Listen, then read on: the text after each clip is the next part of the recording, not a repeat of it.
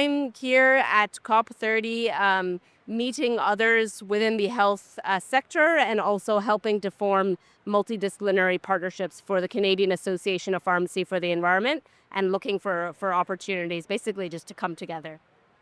And what are your expectations of COP30 so far?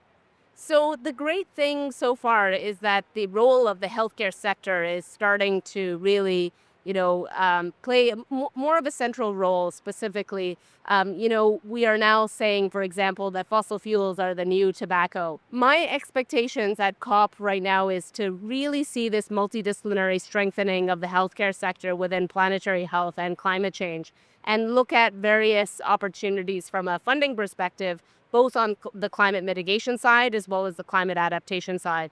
It would be really, really good also to be able to see the covering of the health within wider policy. And in your view, how important is global collaboration and human awareness in addressing climate challenges we face?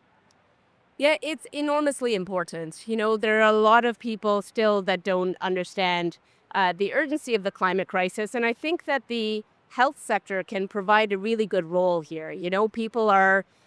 People might just think of the climate crisis as an abstract issue. But when you start thinking that, oh, it can actually affect cardiovascular disease, or it can affect mental health, or it can affect access to medications, suddenly it becomes much more concrete in one's individual life. So I really do think that global collaboration is quite important in this area, more broadly, but also within the healthcare sector specifically. And how do you think human awareness on the climate challenges, how it can change the progress of action? How can we raise this awareness? So I'm a little biased here, but I do think that the healthcare sector can provide a really good role here. So as pharmacy professionals, for example, there are pharmacies open in every country, and they're extremely accessible healthcare providers. So we provide information, for example, with the Canadian Association of Pharmacy for the Environment in collaboration with groups like the Canadian Pharmacy Association, the Canadian Society of Hospital Pharmacists, to really educate pharmacists on how to talk to the public with regards to looking at, emission reduction and also climate awareness with regards to climate adaptation. So thinking about emergency preparedness and also thinking about things like reducing drug waste and reducing emissions as well. So again, I think that the healthcare sector can provide a really good role here to say that, look, the climate crisis is actually affecting clinical outcomes.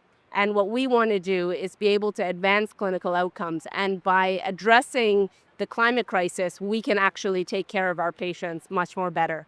And through that, I think this type of multidisciplinary connection can really be helpful in terms of talking to the public as well. And what motivates you personally to work for climate-related projects? Sure. So I've been a pharmacist for 15 years. And I've only been involved in planetary health and climate change related work for about 5 years. Before that, I was involved in global health, and I was doing a lot of work, for example, with Pharmacists Without Borders Canada.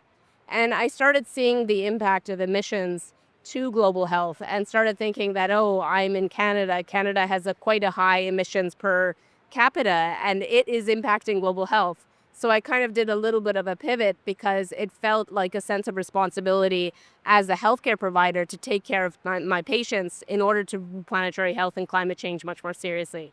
In addition, about 7 or so years ago, I was going through my own health crisis. So I went through cancer and went through cancer treatment. I'm in remission and have been so for a long time. But during that time, in my first week of treatment, Ottawa, my own city of Ottawa, was affected by several tornadoes.